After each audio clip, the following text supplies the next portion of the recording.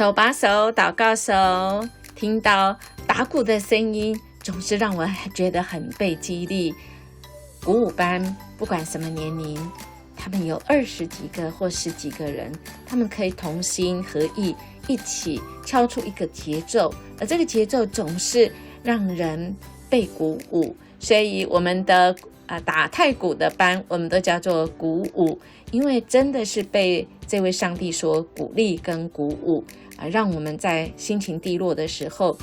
总知道他要替代我们。大家知道吗？其实鼓就是用动物的皮所做的原始所以它是让一个生命用他的生命来鼓励每一个人，因为敲在他身上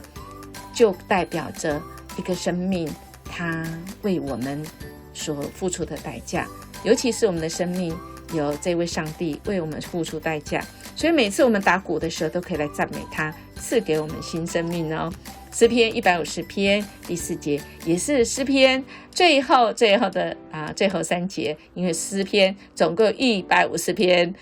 最后是停在6节。那么第4节他这样说：击鼓跳舞赞美他，用诗弦的乐器和箫的声音赞美他。好不好？我们今天来感谢我们的上帝，用什么方式来鼓舞我呢？